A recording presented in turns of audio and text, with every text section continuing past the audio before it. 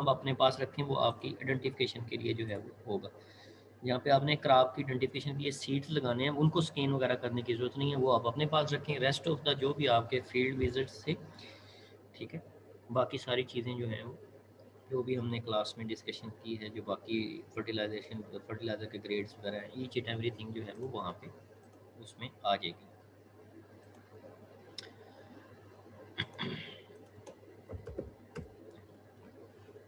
तो क्रॉप जो हैं ऑलमोस्ट हमारी जो हैं वो कंप्लीट हैं। क्रॉप हमने सीरियल्स जो हैं वीट, राइस और मेज़ कवर किया है उसमें।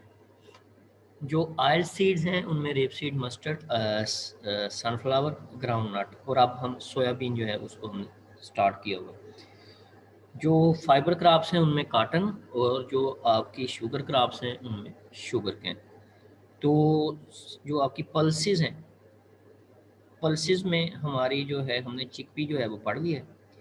तो अदर जो थिंग है वो है हमारा मूंग बीन, ग्रीन ग्रैम, तो उसको हम देखेंगे, वो हमारी एक क्रॉप रहती है। तो बाकी जो ग्रीन मनोरिंग है उसको हमने प्रैक्टिकल जो है उसमें टच किया था कि उसमें जो मेजर क्रॉप्स जो यूज़ हो सकती हैं ग्रीन मनोरिंग के लिए, ठीक है, जंतर जो है उसको यूज़ किया जाता है। अदर दैन जंतर, गुआरा वगैरह जो बरसीम जो है उनको किया जा सकता है। तो स्टूडेंट में से कौन है जो बताएगा व्हाट इज मेरा ग्रीन मनोरिंग? ग्रीन मनोरिंग क्या होती है?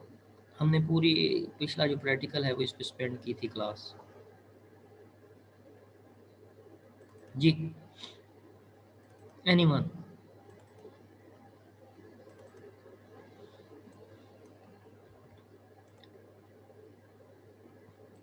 पूरी क्लास जो है, जो 2 लेक्चर हैं वो इस पे स्पेंड हुए थे। What is green manuring? मैं पूछूं कि? The हाँ जी, process of growing a green manure crop and incorporate the हाँ peak vegetative stage हाँ to ji, enrich the soil. हाँ जी, हाँ जी। तो उसमें जो फिलॉसफी थी हमारी, ऑब्जेक्टिव था कि जो फलीदार अजनास हैं दे फिक्स एटमॉस्फेरिक नाइट्रोजन। तो जंतर को हम क्यों सिलेक्ट करते हैं कि एक तो वो लेग्यूम क्रॉप है, दूसरा वो फास्ट ग्रोइंग है, उसकी हाइट जो है वो शॉर्ट ड्यूरेशन में 30 से 45 दिन के दौरानिए में वो काफ़ी हाइट जो है वो टेन कर लेता है। तो उसको फिर हम साइल में इनकारपोरेट करते हैं, जिसके मल्टीपल ऑब्जेक्टिव्स हो सकते हैं, जिसमें से सबसे प्राइम है साइल में ऑर्गेनिक मैटर का एडिशन, जो अपनी ज़ात के अंदर बहुत सारे डिफरेंट जो फ़ायदे जो हैं ज़मीन को पहुंचाता है। उसकी कह लो उसका स्ट्रक्चर जो है इम्प्रूव होता है, उसमें जो न्यूट्रिएंट अवेलेबिलिटी है वो बढ़ जाती है। अगर कोई एग्जॉस्टिव क्रॉप लगी हुई है, एग्जॉस्टिव के मुराद है कि जो ज़मीन से ज़्यादा न्यूट्रिएंट लेती है, जिस तरह मेज़ है, जिस तरह आपका सनफ्लावर वगैरह है, काटन है, तो उनके बाद अगर ग्रीन मनोरिंग हम करते हैं तो उसमें साइल जो है वो दोबारा रिस्टोर, उसकी जो फर्टिलिटी है वो दोबारा रिस्टोर होती है। साइल में माइक्रोबियल एक्टिविटीज़ जो हैं वो बढ़ती हैं, और कंसिक्वेंटली जो साइल में साइकिल्स चल रहे होते हैं डिफरेंट न्यूट्रिएंट्स के, ठीक है, वो रिप्लेनिश होते हैं, ठीक है, वो रीइन्विगरेट होते हैं हमें। उसके बाद साइल जो है उसकी फिजिकल कंडीशंस जो हैं वो इम्प्रूव होती हैं, water holding capacity, hydraulic conductivity वगैरह, उसकी पोरासिटी वगैरह, बाकी सारी चीज़ें जो हैं फिर उसके मल्टीपल बेनिफिट्स जो हैं। तो जंतर जो है उसको बेसिकली जो है वो प्रेफर किया जाता है। अदर लेग्यूम्स अब प्रेफर नहीं की जाती, हालांकि लेंटिल भी एक लेग्यूम है, चिकपी भी लेग्यूम है। वो क्यों नहीं की जाती? कि उनका बायोमास उतना नहीं आता, उनकी हर्बेशियस नेचर है, स्मॉलर प्लांट्स होते हैं उनके, तो फिर उनको जो है तो उसमें जंतर और गुआरा जो हैं, चूँकि ये टालर हैं, फास्ट ग्रोइंग हैं, रोबस्ट ग्रोथ है इनकी, तो ये शॉर्ट ड्यूरेशन में काफ़ी बायोमास अटेन कर लेते हैं, तो इनको फिर जो है वो हम प्रेफर जो है वो करते हैं।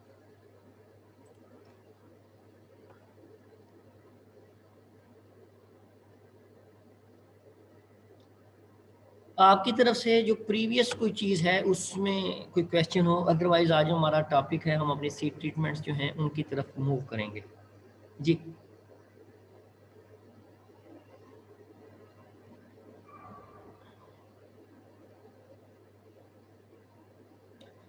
कोई हमारी जो प्रीवियस डिस्कशंस हुई हैं उनमें से किसी का कोई क्वेश्चन हो? जी, एनीवन? डिस्कशन अभी जो तो है प्रीवियस वो तो कोई क्वेश्चन नहीं।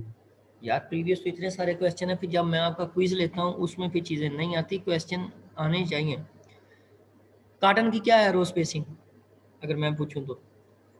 सर जी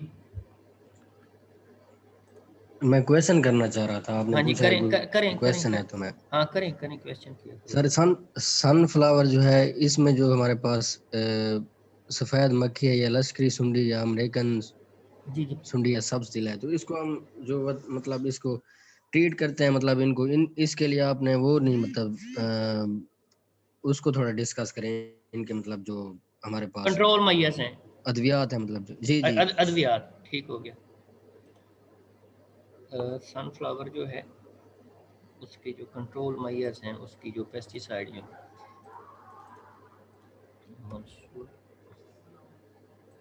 कोसिस,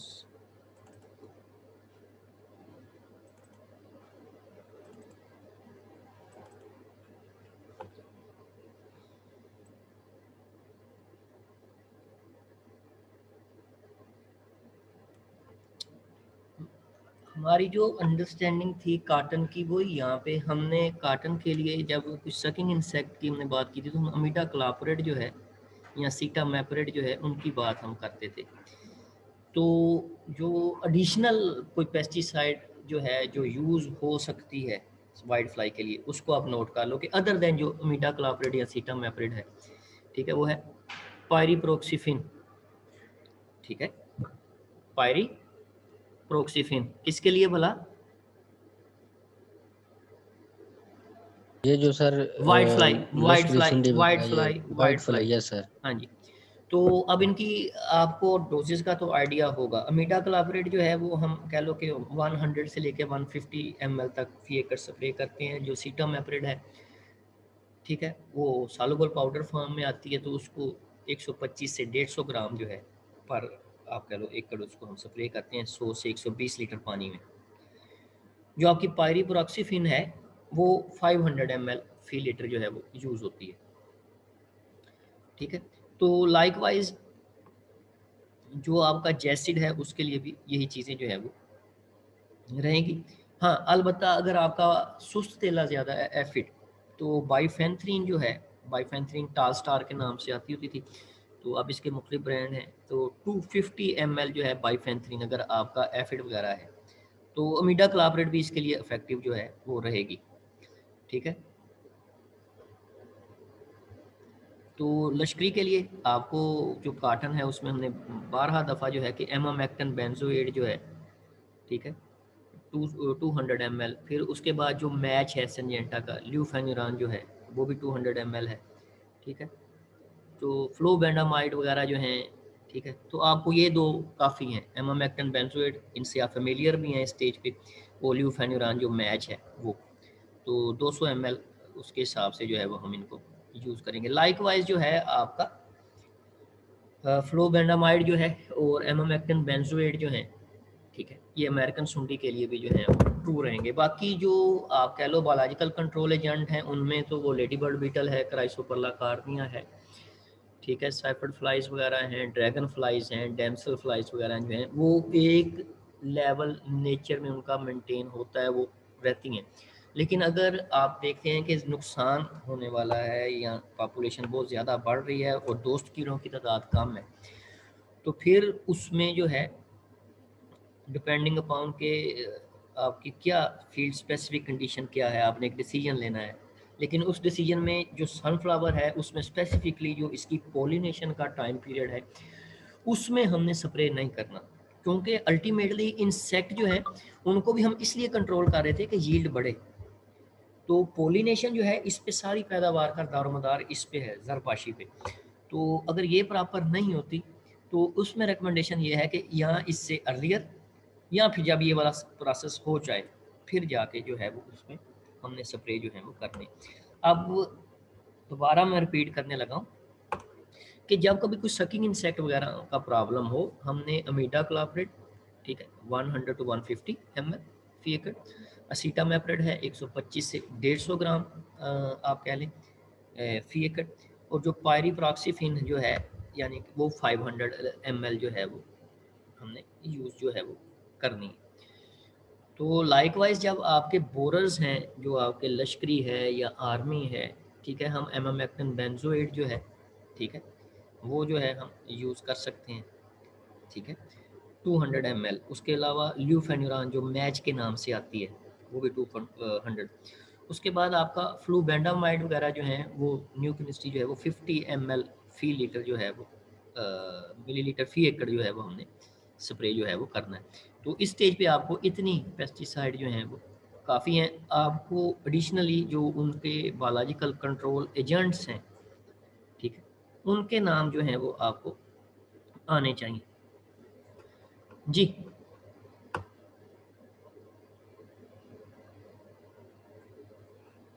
और सर एक ग्राउंड नट में था कि जो प्री इमरजेंस हर्बिसाइड है उसको जब हम यूज करते हैं तो उसके लिए पेंडिमेथलिन और यस डुअल सर गोल्ड वो जी। तो इसमें यस सर उसके लिए आपने कहा था कि जो सॉइल मॉइस्चर है उसका क्रिटिकल अवेलेबिलिटी हाँ वो होना होना जरूरी है, चाहिए, मतलब क्योंकि इसका जितनी क्या भी नहीं देखिए, कोई भी चीज़ जो हर्बिसाइड है ना, अगर साइल ड्राई है तो उसकी फिर आप कह लो कि उसने जो अवेलेबिलिटी है उसकी वो मुतासिर होती है।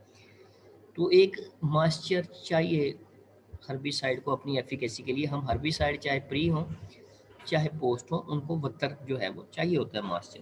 तो अगर मॉइस्चर अवेलेबल नहीं होगा तो हर्बिसाइड जो है उसकी अवेलेबिलिटी, उसकी ट्रांसलोकेशन, खासकर जो सिस्टमिक हर्बिसाइड हैं जिन्होंने रूट के ज़रिए अब्जॉर्ब होकर अपना काम दिखाना है, तो वो फिर अब्जॉर्ब नहीं हो पाती।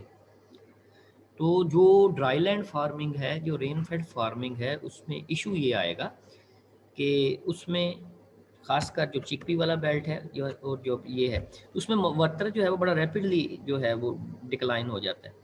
तो हर्बिसाइड जो है उसको अपनी इफेक्टिवनेस के लिए साइल में क्रिटिकल मॉइस्चर लिमिट जो है वो चाहिए कि इतना मॉइस्चर हो, अदरवाइज जो है फिर उसका कंट्रोल वैसा नहीं आता खुश्क कंडीशन में। तो मॉइस्चर जो है वो चाहिए होता है, खासकर प्री मर्जेंस हर्बिसाइड जो है उनको अपनी इफेक्टिवनेस के लिए। तो जो हम खुश्क तरीके से फसल काश्त कर रहे होते हैं फ्लैट बेड पे, तो उसमें तो हम प्री इमर्जेंस हर्बिसाइड जो है वो एट द टाइम ऑफ जो लास्ट प्लोइंग या प्लैंकिंग है हम साइल में इनकारपोरेट कर देते हैं, ठीक है, उसको कहते हैं प्री प्लांट इनकारपोरेशन। या फिर हम जब फसल हमने अपनी सो कर लिया तो तब हम उसको स्प्रे कर देंगे उस पर, उसको कहते हैं प्री इमर्जेंस एप्लीकेशन।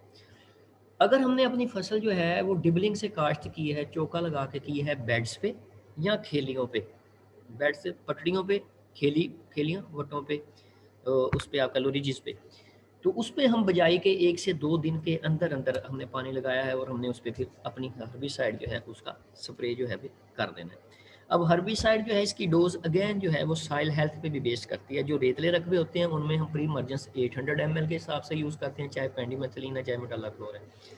और जो क्लेई सॉइल जिनमें ऑर्गेनिक मैटर कंटेंट बेहतर है, ठीक है, जो कंपैरेटिवली भारी ज़मीनें हैं वहाँ पे 1000 ml। इसके पीछे फ़िलासफ़ी ये है कि हर्बिसाइड जो है वो ऑर्गेनिक मैटर जो है उसको साफ कर लेता है, वो वहाँ पे उसकी साप्शन का प्रोसेस आता है, वो वहाँ पे स्टिक करती है उनके साथ, कोलाइड्स के साथ, जो सर्फेसेस हैं उनके साथ जी। और सर फिर जो ये सारी क्रॉप्स इनका जो मतलब बेस्ट मेथड है हर अलहदा होता है, मतलब जिस हर तरह क्रॉप का अभी अलहदा होगा, डिबलिंग है या लाइंस। हर क्रॉप का अलहदा होगा। देखो, जिन क्रॉप्स का सीड कास्टली है और हाइब्रिड यूज़ होते हैं और उनमें हम डिबलिंग अडॉप्ट करते हैं ताकि थोड़ा कम से कम सीड लगे, ठीक है। कुछ क्रॉप ऐसी हैं जिनमें हमने अपना रो टू रो डिस्टेंस मेंटेन करना है, पी टू पी इतना इंपॉर्टेंट नहीं है। जिस तरह गंदम है, गंदम में कभी छदराई नहीं होती, वीट काटन में होती है ड्रिलिंग के बाद, तो उसमें हम ड्रिलिंग पे जाएंगे, ठीक है। तो ये सारी चीज़ें जो है मद्देनजर रखनी है। अब कुछ क्रॉप ऐसी हैं जिनका सीड बहुत ज़्यादा स्मॉल है, बरसीम है, उनका खड़े पानी में हमें छट्टा देना पड़ेगा ब्रॉडकास्टिंग। तो सोइंग मेथड जो है वो डिपेंड करेगा क्रॉप की सिग्निफिकेंस पे, उसके सीड की कास्ट पे, आपके जो सोइंग के आपके ऑब्जेक्टिव हैं, grain crop versus fodder crop. जिस तरह मेज़ है तो मेज़ में बार बार ब्रॉडकास्टिंग कर देते हैं ग्रेन के लिए, उसके लिए फॉडर के लिए ग्रेन क्रॉप जो है वो डिबलिंग से लगती है। तो सोइंग मेथड पे बहुत सारी चीज़ें जो है वो असरअंदाज होती हैं। तो डिबलिंग जो है वो कंपैरेटिवली बेहतर इसलिए है कि इसमें इनिशियल तो एफर्ट्स हैं, लेकिन इसमें फिर हमें जो थिनिंग का प्रोसेस है वो नहीं करना पड़ता और सीड जो है वो बच जाता है, कम यूज़ होता है। खासकर जो सनफ्लावर है, जो मेज़ हैं, इनके जो हाइब्रिड्स हैं वो कॉस्टली हैं, तो उनके लिए फिर हम जो है वो उसको अडाप्ट जो है वो डिबलिंग को करते हैं जी। उसके बाद जो आजकल गार्लिक है आपका, लहसुन वगैरह जो है उसकी जो सोइंग है, उसकी जो पोथियाँ लगती हैं, जो फिंगर्स उसकी लगती हैं, तो वो भी पहले मार्कर से निशान लगते हैं, तो बेसिकली वो भी डिबलिंग का एक तरह का प्रोसेस जो है वो आ जाता है।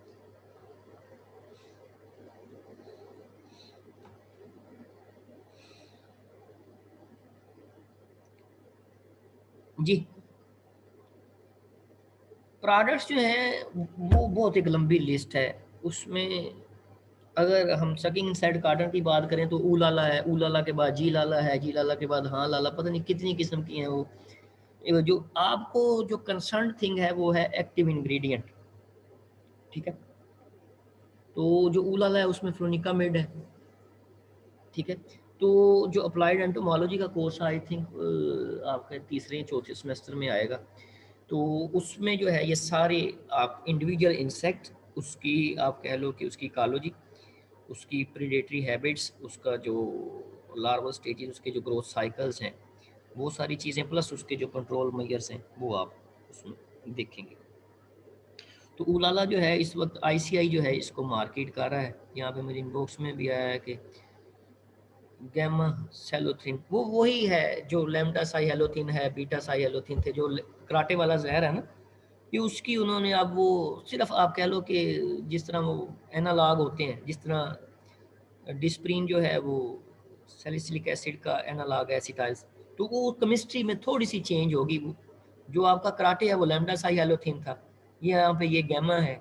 इसके अलावा बुलडॉग आती थी बीटा साइहेलोथिन के नाम से। तो केमिस्ट्री थोड़ी सी ये चेंज करते हैं, बाकी बेसिक वही चीज़ है सारी। तो कराटे में आपका लैम्डा साइहेलोथिन ही है जो आप कह रहे हैं कि रिस्टा का प्रोसेस है। जी अदरीस, आगे बढ़ें या मजीद कोई चीज़ है? सर मेरा एक क्वेश्चन है सर। जी जी। सर हम यूरिया का छट्टे की बजाय गंदम में उसका स्प्रे भी कर सकते हैं सर? उसमें बर्निंग के बहुत ज़्यादा चांसेस हैं, लीफ जो है वो बर्न हो जाते हैं। कभी आप यूरिया जो है घर में कुछ थोड़ा सा एक्सपेरिमेंट करके देखें, जो लीव्स हैं उन पे आप यूरिया डालें, वो बर्निंग कर देगा। तो जो फोलियर है वो बेसिकली माइक्रोन्यूट्रिएंट, जिंक जो है, बोरान है उसके लिए, प्लस जो ओस्मो रेगुलेशन में जिनका रोल है ड्राउट वगैरह में, पोटाशियम, उनके लिए पर रिकमेंड किया जाता है, ठीक है। या फिर जो उसके आप कह लें कि मैग्नीशियम सल्फेट है, आयरन सल्फेट, वो जो एक मुरक्कब सा बनाते हैं उसके लिए, काटन के लिए, ताकि वायरस के खिलाफ उसमें थोड़ी सी मुदाफ़त आ जाए, उसमें थोड़ी सी ऐड करते हैं। वो अदरवाइज जो है ये बर्निंग काज करता है लीफ की, और बड़ा ये गैम्बल है ये वाला। सर अच्छा, सर एक ये और जो चीज़, एक वो और चीज़, एक मिनट, एक और चीज़, आपने ना अपना अभी से कंसेप्ट एक बनाना है कि जो खुराक आपके जुज़्वे बदन बनेगी ना, जो आप खाएंगे, वो ड्रिप उसको रद्द नहीं कर सकती।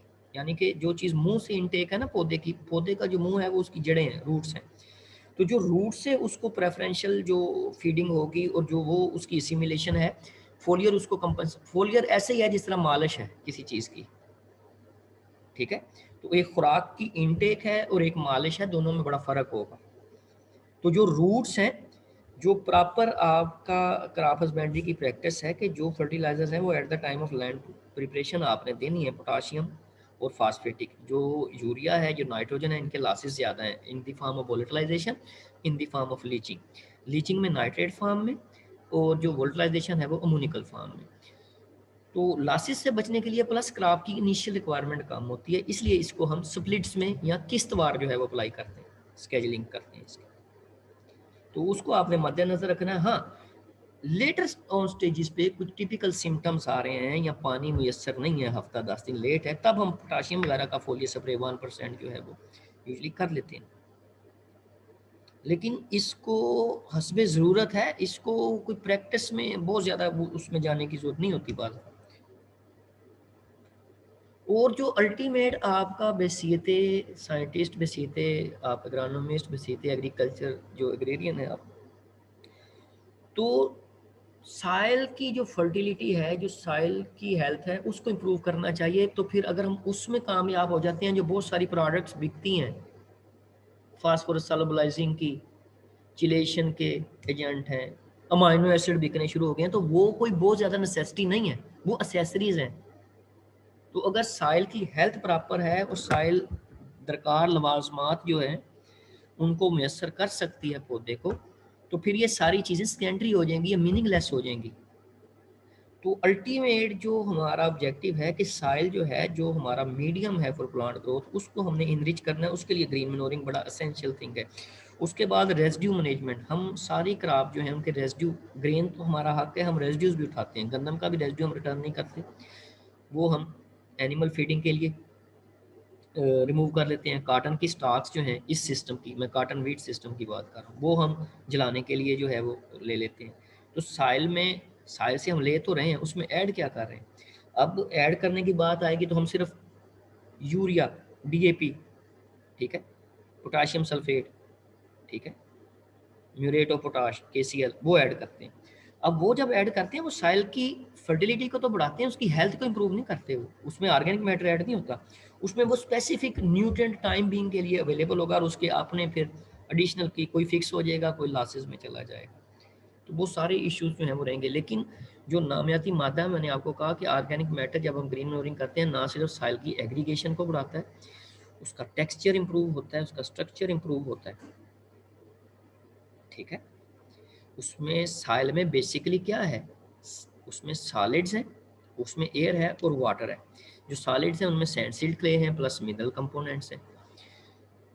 तो ना सिर्फ ज़मीन की पोरासिटी इंप्रूव होती है, उसमें माइक्रोबियल एक्टिविटी इन्हांस होती है, उसमें न्यूट्रिएंट की अवेलेबिलिटी बढ़ती है। तो नंबर ऑफ बेनिफिट्स जो हैं, जो हमें नामियाती खादें जो हैं, जो ऑर्गेनिक मैन्योर हैं, और उसमें ग्रीन मैन्योरिंग एक ऑप्शन है, फार्म यार्ड मैन्योर हो सकते हैं, ठीक है, जो सीवेज और स्लज हैं, प्रोवाइडेड कि उनमें हैवी मेटल्स नहीं है। हैवी मेटल का जब हम वर्ड यूज़ करेंगे तो वो मेटल्स जिनकी डेंसिटी पानी से 5 गुना ज़्यादा है, या जिनकी डेंसिटी 3.5 से 7 ग्राम पर सेंटीमीटर क्यूब के दरमियान में फॉल करती है, ठीक है।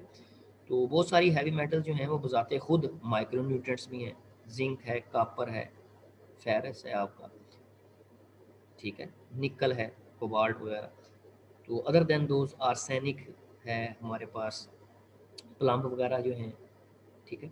तो वो हमने केयर देखनी है कि सीवेज और स्लज वाटर में ये चीज़ें तो नहीं आ रही। स्पेशली जो लीफी वेजिटेबल है जिनको हम कंज्यूम करते हैं लाइक स्पिनच, तो बायोलॉजिकल मैकेनिज्म ये है कि प्लांट जो है प्रेफरेंशली जो अनडिजायरेबल प्रोडक्ट्स होते हैं वो शूट पोर्शन की बजाय रूट में डिपॉजिट करते हैं। और अगर सेलुलर लेवल पे देखें, आर्गन लेवल पे ये है कि शूट की बजाय रूट में, उस सेलुलर लेवल पे है कि साइटोप्लाज्म की बजाय वैक्यूल में। तो स्पिनच वगैरह जो है उनमें खासकर जिनको हम लीफी वेजिटेबल के तौर पे कंज्यूम करते हैं, या जिनके अंडरग्राउंड पार्ट्स, और अगर वो गंदे पानी से पैदा हो रही हैं, तो उनमें जो परमिसिबल लिमिट्स होती हैं उनसे ज़्यादा हमारे पास जो है वो हार्मफुल मटेरियल जो है वो पहुंचता है। तो जिसकी वजह से नंबर ऑफ़ जो डिजीज़ हैं आजकल जो है वो बढ़ चुकी हैं, खासकर किडनी स्टोन्स वगैरह जो हैं, कैंसर वगैरह जो हैं, कार्सिनोजेनिक हैं बहुत सारी चीज़ें, कैंसर काजिंग। तो वो इशू हमारे साथ भी चलते हैं। तो साफ़ पानी की सब्ज़ी आई थिंक कि जितनी भी हमारे यहाँ पे है साफ़ पानी की नहीं होगी कहीं भी। यूनिवर्सिटी में हमारी अटैम्प्ट है कि थोड़ी सी हम उगाते हैं, लेकिन वो इतनी ज़्यादा नहीं है, एरिया हमारा लिमिटेड है। तो शहरों में जो भी इस वक्त बिक रही है वो सारी सीवेज वाटर से है। जी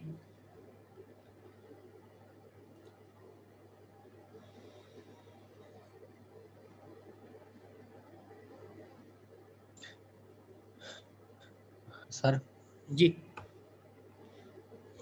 ग्राउंड नट में आपने कहा था कि जमीन को नरम बनाने के लिए जिप्सम रिकमेंड की जाती है, तो हाँ उसकी जी।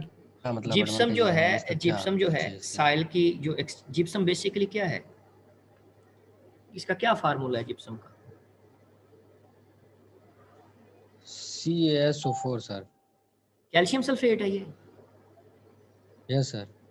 तो जिप्सम जो है साइल की जो एक्सचेंज साइड्स हैं उन पे सोडियम को रिप्लेस कर देता है। सोडियम जो है वो साइल की आप कह लो डिस्पर्शन काज करता है। जब हम साइल की टेक्सचर क्लास डिटरमाइन करते हैं, प्रैक्टिकल होगा आपका साइल साइंस में, कि साइल की जो टेक्सचरल क्लास है, यानी कि उसमें सैंड कितनी है, उसमें सिल्ट कितना है, उसमें क्ले कॉर्पोरेशन कितना है, जब वो हम डिटरमाइन करते हैं तो उसमें इन तीनों चीज़ों को, साइल में तो मिट्टी होती है ना, हम लाते हैं शापर में लेंगे सैंपल, कंटेनर में ले आएंगे तो मिट्टी है ना, उस मिट्टी में से सैंड सिल्ट क्ले को अलग-अलग करने के लिए हम एक डिस्पर्शन एजेंट यूज़ करते हैं जिसको कहते हैं सोडियम हेक्सामेटाफॉस्फेट। वो सोडियम जो बेसिकली है ये साइल में डिस्पर्शन काज करता है, यानी कि उसकी जो एग्रीगेशन है, उसके जो पार्टिकल्स आपस में गुथे हुए हैं उनको सेपरेट कर देता है।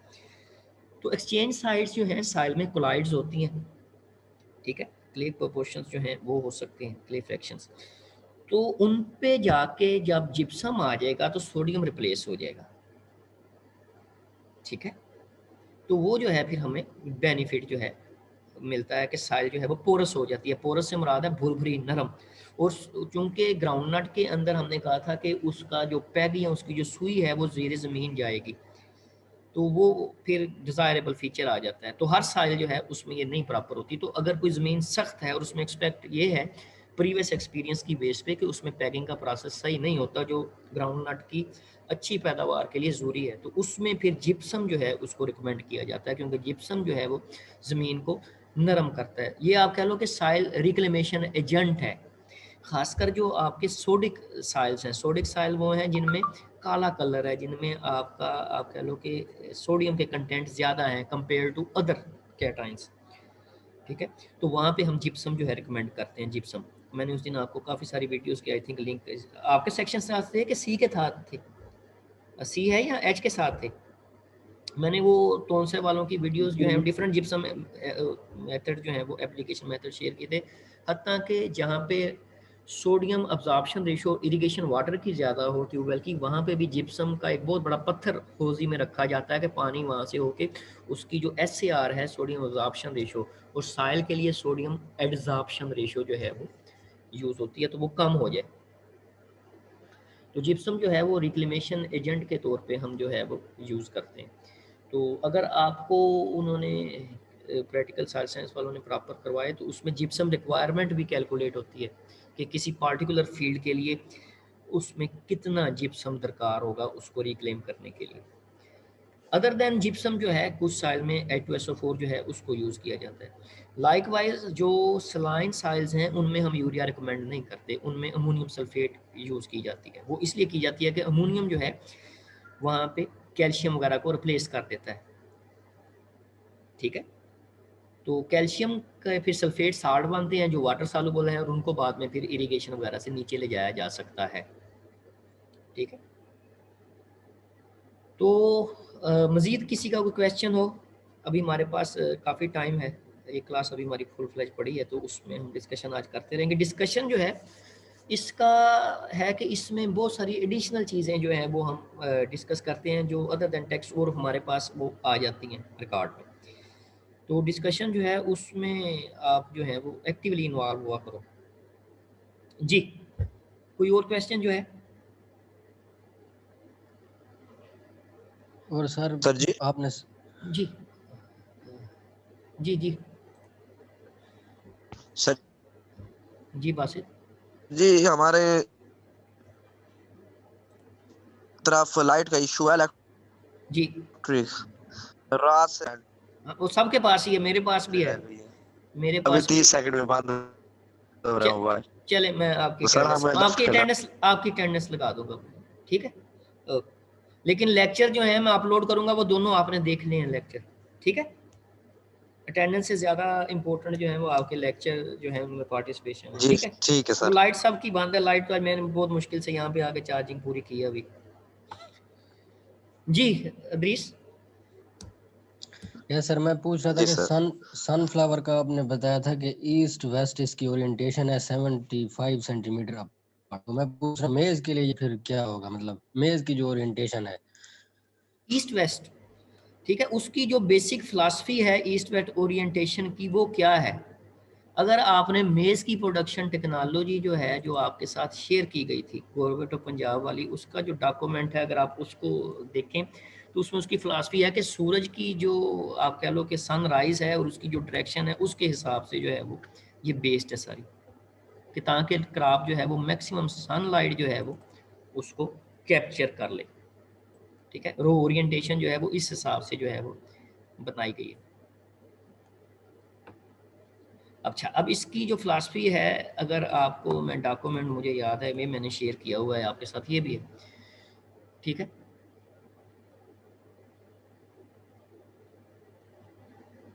ये यहाँ पे आप देखेंगे, ये सुबह से शाम तक जो है वहाँ पे ज़्यादा जो सोलर रेडिएशन है वो पड़ेगी, लेकिन खरीफ में हमने उसको जो है फिर वो जनूबी नहीं लगाना, फिर हमने उसको शुमाली लगाना है कि वहाँ पे धूप बहुत ज़्यादा होगी उसमें खरीफ सीज़न।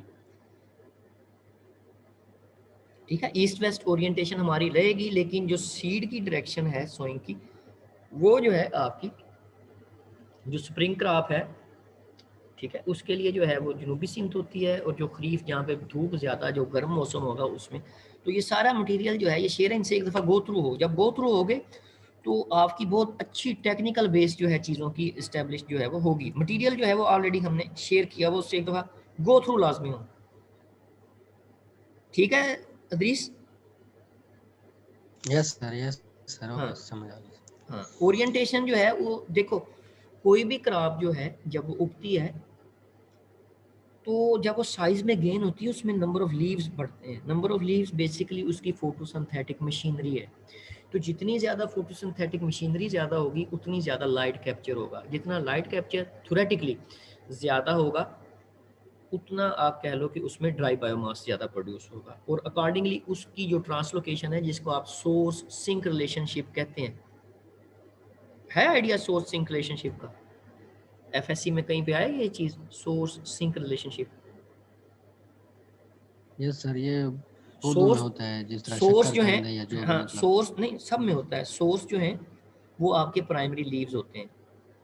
ठीक है, जो आपका लीव जो है ये प्राइमरी सोर्स है हमारे जो खुराक तैयार करते हैं। उसके अलावा ग्रीन स्टेम हो सकते हैं, जो पीज वगैरह हैं मटर, उनमें जो ग्रीन पार्ट्स हैं उनकी जो ग्रीनिश पोर्शन है वो हो सकता है।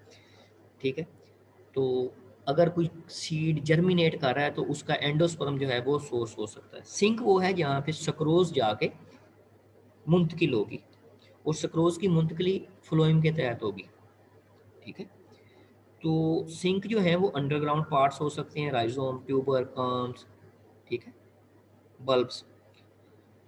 उसके अलावा आपके जो इकोनॉमिक पोर्शन है, जो सीड्स हैं, ग्रेन्स हैं, वो जो डेवलप हो रहे हैं वो सिंक्स होते हैं। तो अब आप अगर आपके नियर बाय कोई भी फील्ड हो तो उसको आपने ऑब्जर्व करना है कि गंदम जो है वो इस वक्त अपना बायोमास अटेन कर रही है। कुछ देर में आप कह लो कि जो टाइमली स्विंग है उसकी 15 से 25 दिन के अंदर अंदर जो है अब देखना कि वो बूटिंग स्टेज की तरफ मूव करेगी। तो जब बोब की हालत से बाहर निकलेगी तो उसकी रिप्रोडक्टिव फेज और आगे उसकी ग्रेन फिलिंग पीरियड जो है वो स्टार्ट होंगे। नेक्स्ट आप कह लो 50 to 60 डेज का ये प्रोसेस चलेगा।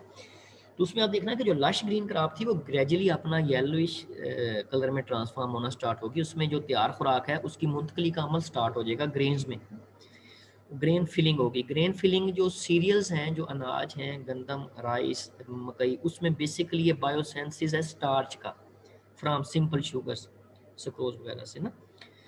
तो स्टार्च पॉलीसेकेराइड है। तो स्टोरेज फार्म ऑफ पॉलीसेकेराइड जो एनिमल बॉडी है उसमें ग्लाइकोजन है, जो प्लांट बॉडी है उसमें आपका स्टार्च है। जी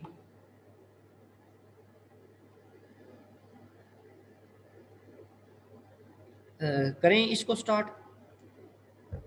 अच्छा, जब हम सीड ट्रीटमेंट की बात करते हैं, ठीक है, तो सीड ट्रीटमेंट बड़ी ब्रॉडर टर्म है। इसमें सीड इनॉकुलेशन भी आएगी, इसमें सीड को जहर लगाते हैं हम। वो जहर दो तरह के हो सकते हैं, एक हम सकिंग इंसेक्ट जो हैं उनके खिलाफ मुदाफत के लिए मेज़ को लगाते हैं, काटन को लगाते हैं, कॉन्फिडार की ट्रीटमेंट करते हैं, अमीडा क्लाप्रिड वगैरह की, ताकि शूट फ्लाई वगैरह से बचा जा सके। जो वाइट फ्लाई है या जैसिड वगैरह के हमले से अर्ली स्टेजेस पे बचा जाए। सीडलिंग जो है वो उस पर उसका असर आता है, सिस्टमिक है ये।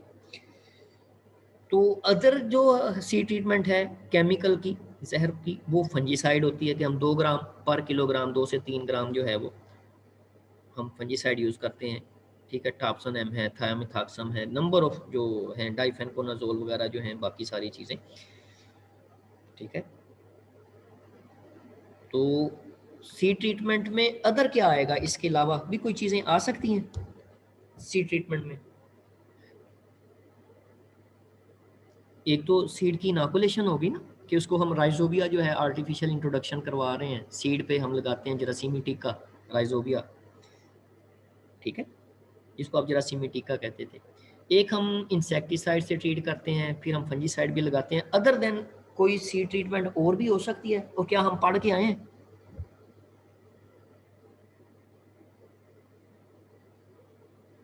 जी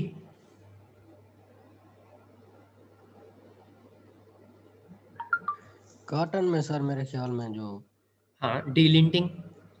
उसके अलावा राइस में भी पड़ी है। राइस में आपने देखा था कि प्री जर्मिनेटेड सीड का वर्ड यूज हो रहा था, जिसको हमारे आम जबान में एग्रीकल्चर जो है डिपार्टमेंट, उनकी जो रिटर्न मटेरियल है उनकी लैंग्वेज में आपको मिलता है अंगूरी मारा हुआ बीज। अंगूरी मारा हुआ कि उसका रेडिकल बाहर आ चुका है। उसमें आपने देखा था कि हम उसको साल्ट सोल्यूशन में भिगो के, ठीक है, तो उस पर फिर आप कह लो कि गीली बोरियां वगैरह दे के उस पर हम मतवातर पानी वगैरह छिड़कते थे, ठीक है, और आप कह लो कि तकरीबन हफ्ता कह रहा हूँ, 1 से 1.5 दिन के अंदर अंदर जो है वो उसमें से रेडिकल पादफा जो है वो निकल आता है। तो उसको हम फिर पनीरी के तौर पे उसको फिर काश्त करते थे। उसमें ये है कि उसमें जो इमरजेंस का टाइम है सीडलिंग का वो जल्दी हो जाती है बनिस्बत उसके कि वो 2 से 3 दिन मजीद ले ले।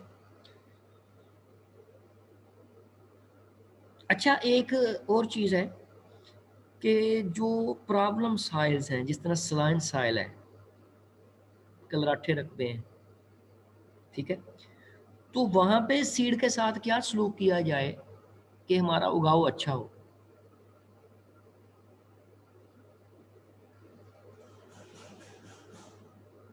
जी जी यही अंगूरी मारा वो छट्टा दिया जाए। उसमें अंगूरी हम गंदम जो है जो गपछड़ मेथड के तहत लगाते हैं, उसमें हम 4 से 6 घंटे भिगोए हुए सीड का छट्टा देते हैं। तो एक प्रैक्टिस है सीड प्राइमिंग। हम सीड को प्राइम करते हैं किन के साथ? कैल्शियम क्लोराइड के साथ, पोटाशियम क्लोराइड के साथ, जो नेचुरल प्लांट एक्सट्रैक्ट्स हैं जिस तरह मोरिंगा है, सुहांजना है, उसके जो लीफ लिचेट्स हैं उनके साथ। उसके अलावा जो आपके फाइटो हार्मोन्स हैं, ठीक है, ऑक्सन्स वगैरह हैं, उनके साथ, ठीक है।